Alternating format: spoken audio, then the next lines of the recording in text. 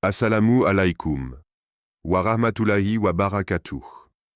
Et si Allah vous avait déjà révélé votre âme sœur sans que vous ne vous en rendiez compte? Et si cette personne que vous croisez souvent, ce visage qui revient dans vos rêves, ou cette paix que vous ressentez en pensant à quelqu'un, n'était pas un simple hasard, mais un signe divin? Trop souvent, on cherche loin ce qu'Allah a peut-être déjà placé sur notre chemin.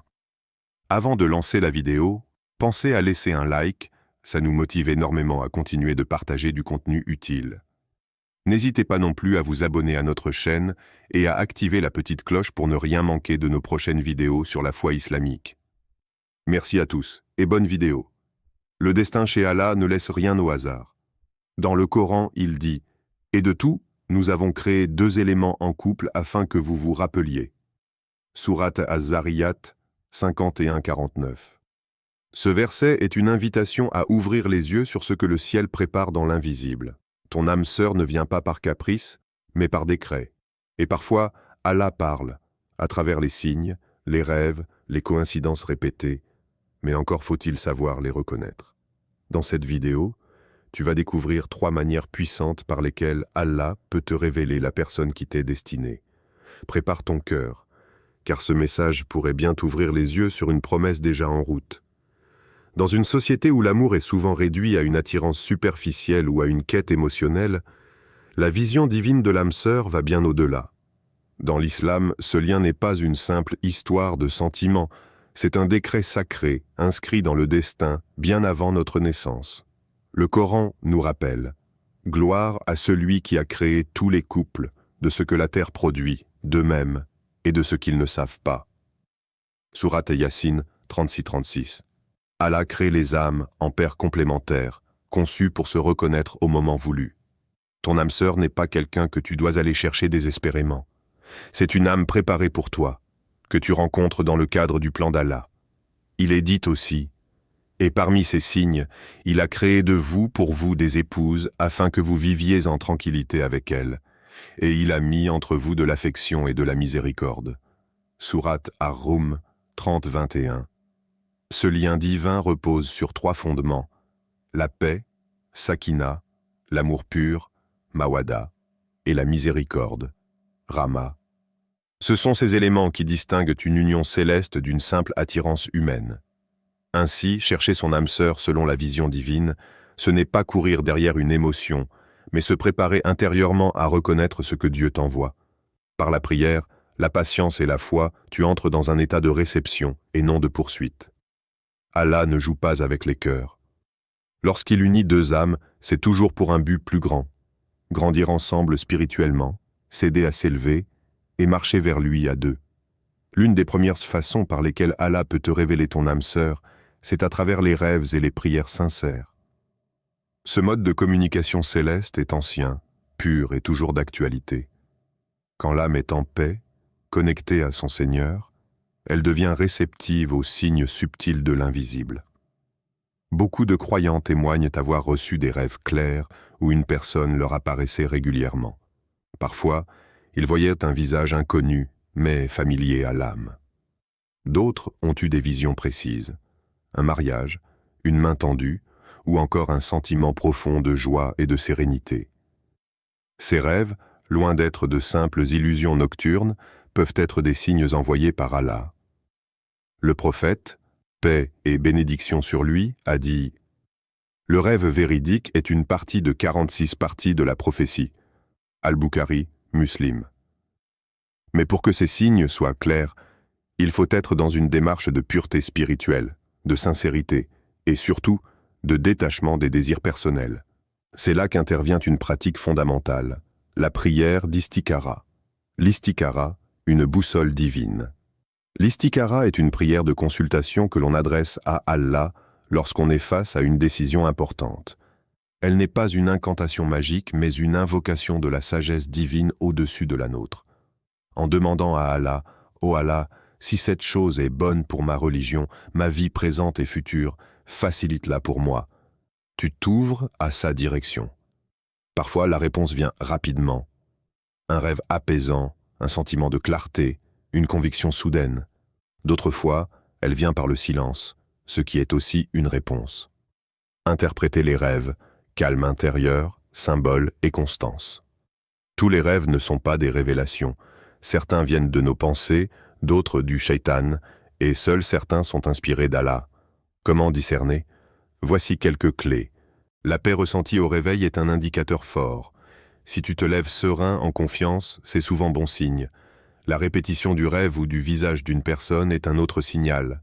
Allah confirme parfois par la constance. Les symboles, voir une lumière, une main tendue, une union pure, un Coran ouvert, sont des signes forts. Le contexte émotionnel, si le rêve t'approche d'Allah, te pousse à la piété, ce n'est pas un hasard. Mais prudence, le cœur humain peut confondre ses désirs avec la volonté divine. Il est facile de rêver de quelqu'un qu'on aime en secret et d'y voir un signe. Il est essentiel de garder une posture d'humilité, de demander conseil à des personnes pieuses et surtout de rester attaché à la prière.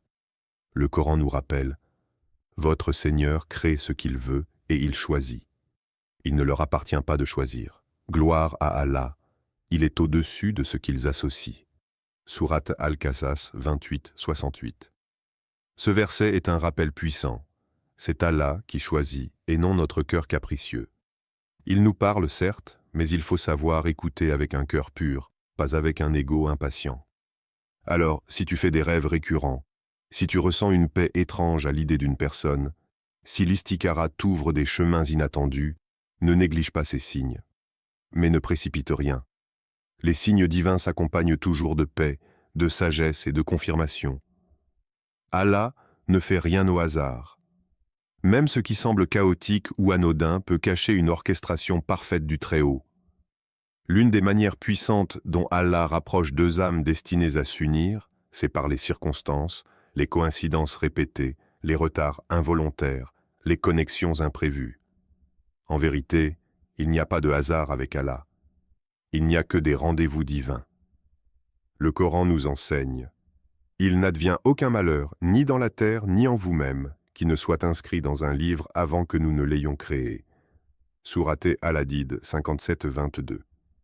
Autrement dit, ce que tu vis, ce que tu traverses, même les retards ou les détours, sont prévus.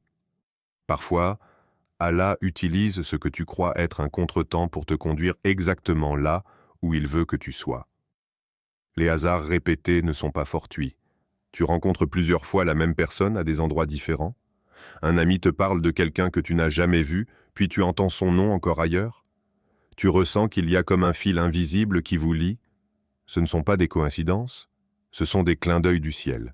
Des histoires authentiques circulent. Une sœur raconte avoir raté son bus, plusieurs jours de suite, et y avoir rencontré chaque fois le même frère pieux, jusqu'au jour où il l'a salué avec respect et demandé des nouvelles. Quelques mois plus tard, ils se sont fiancés. Un autre témoigne qu'il priait pour rencontrer une femme pieuse, et un inconnu lui a parlé d'un événement islamique, où il a vu pour la première fois celle qui deviendrait son épouse. Les timings parfaits sont des preuves discrètes. Parfois, tu rencontres quelqu'un juste après une période de purification, de retrait, ou après une prière sincère. D'autres fois, rien ne se passe jusqu'à ce que tu abandonnes ton attachement toxique à une personne qui n'était pas pour toi. Ce délai est en réalité un espace que Dieu utilise pour préparer ton cœur à recevoir ce qui est pur. Rappelle-toi, il se peut que vous détestiez une chose alors qu'elle est un bien pour vous, et il se peut que vous aimiez une chose alors qu'elle est un mal pour vous. Allah sait, tandis que vous ne savez pas.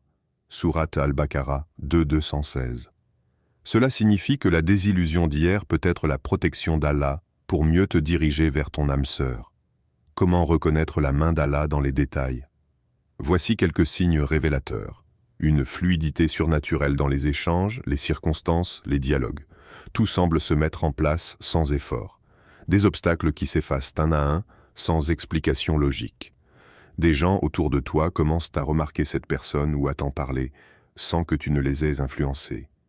Ton cœur ressent une paix intérieure, sans agitation ni confusion.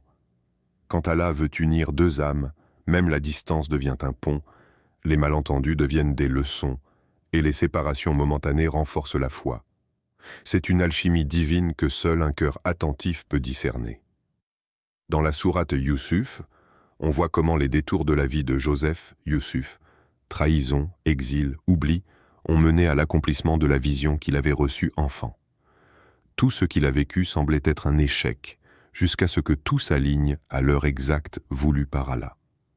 De même, chaque élément de ta vie est une pièce du puzzle céleste. Ce n'est que lorsque tu regarderas en arrière que tu comprendras « Subhanallah, c'est Allah qui me guidait vers elle, ou lui, depuis le début ». Il existe des liens qui échappent à toute logique humaine, des connexions qui ne s'expliquent ni par le temps passé ensemble, ni par les circonstances, ni par les critères habituels du monde. Ces liens sont de nature spirituelle, presque céleste. Et parfois, c'est par cette forme de connexion intérieure qu'Allah te montre ton âme sœur. Il ne s'agit pas d'une simple attirance. Ce n'est pas une obsession ni une passion éphémère. C'est une paix étrange et profonde qui s'installe en toi dès que cette personne entre dans ton champ de conscience. Tu ne sais pas pourquoi, mais tu te sens rassuré, compris, aligné, Le Coran dit « Il a mis entre vous affection, mawada, et miséricorde, rama ». Sourate Ar-Rum 30-21. Ces deux notions, l'affection sincère et la miséricorde active, ne se forcent pas. Elles émanent naturellement quand la connexion est voulue par Dieu. Lorsque c'est Allah qui unit deux âmes, la communication se fait sans effort, les silences ne sont pas gênants, les mots ne blessent pas, et même dans le silence, vous vous comprenez. Vous sentez que cette personne vous reconnaît. C'est comme si elle connaissait des parties de vous que vous n'avez jamais montrées à personne. Elle saisit votre douleur, votre foi, vos espoirs. Elle ne vous juge pas. Elle vous voit dans votre lumière, mais aussi dans vos faiblesses. Et reste. Ce regard-là ne ment pas. Certaines âmes ont été liées avant même la création des corps. Le prophète, paix et bénédiction sur lui, a dit « Les âmes sont comme des soldats recrutés. Celles qui se reconnaissent s'assemblent, et celles qui ne se reconnaissent pas se séparent. » Muslim. Quand vous rencontrez une âme avec qui la vôtre s'accorde sans explication, cela peut être le reflet de cette ancienne reconnaissance dans l'invisible. Et cela ne ressemble à rien d'autre. Communication naturelle, sentiment pur. Avec cette personne, vous n'avez pas besoin de faire semblant. Tout est fluide, les paroles, les gestes, les regards. Même vos silences portent un sens. Vous pouvez parler des heures, ou simplement être en présence l'un de l'autre, sans que cela ne crée de tension. Vous ressentez un respect mutuel profond, une forme de sécurité émotionnelle que vous n'avez jamais connue auparavant. Et surtout, vos sentiments sont purs. Il n'y a pas de peur, pas de jeu, pas de dépendance malsaine. Juste une envie de protéger, de guider, d'être un soutien dans la foi, et non une distraction. Allah dit « Les croyants et les croyantes sont alliés les uns des autres ». Sourate At-Tawbah 9-71. Ce type de lien va au-delà du romantisme. Il s'agit d'un partenariat d'âme à âme qui pousse chacun à se rapprocher d'Allah. L'âme se sent chez elle. C'est l'un des signes les plus profonds. Ton âme se repose quand elle est avec cette personne. Tu n'as plus besoin de porter de masque, ni de justifier qui tu es. Tu ressens que tu es à ta place. Tu n'es ni en compétition, ni en tension, tu es simplement bien. Et cela, même si vous ne vous connaissez que depuis peu. Le temps ne compte pas quand c'est Allah qui lie deux cœurs. Il peut suffire d'un regard, d'une prière partagée, d'un silence habité pour que ton cœur sache. C'est cette personne. Mais attention, cette paix n'est pas toujours accompagnée d'un feu d'artifice émotionnel. Elle est souvent douce, calme, presque discrète. L'âme sœur n'est pas toujours celle qui bouleverse, mais celle qui aligne.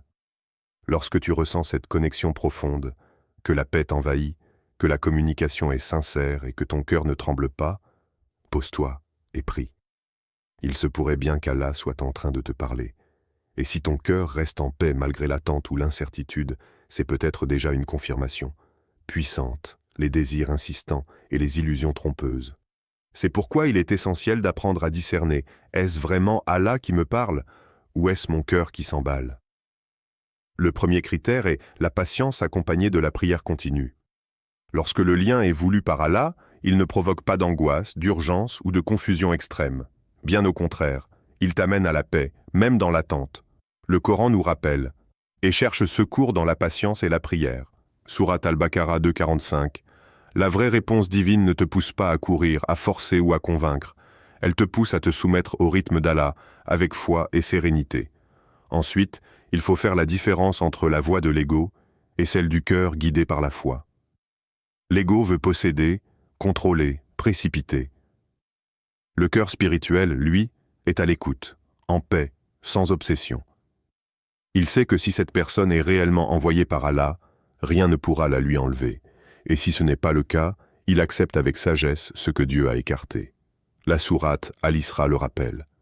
L'homme prie pour le mal comme il prie pour le bien, car l'homme est hâtif. Sourate Al-Isra 17-11.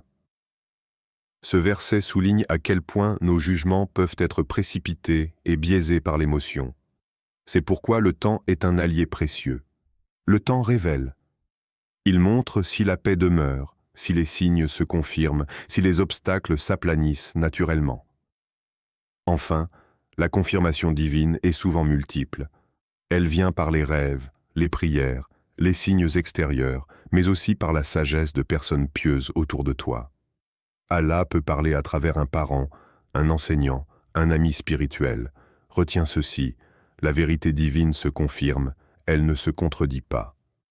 Et quand Allah valide une union, il met la paix dans les cœurs, la cohérence dans les événements et la stabilité dans les émotions.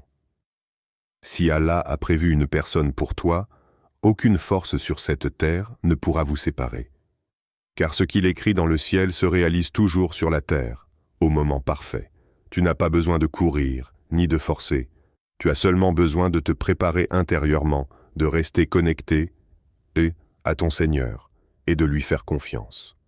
Ton rôle n'est pas de trouver, mais de reconnaître. Et cela ne peut se faire que dans un cœur apaisé, un cœur rempli de foi. Allah est le meilleur des planificateurs. Et s'il a planté en toi le désir d'un amour pur, c'est qu'il sait déjà qui est capable de marcher avec toi vers lui. Si cette vidéo t'a parlé, n'hésite pas à t'abonner et à la partager autour de toi. Quelqu'un a peut-être besoin de ce rappel aujourd'hui.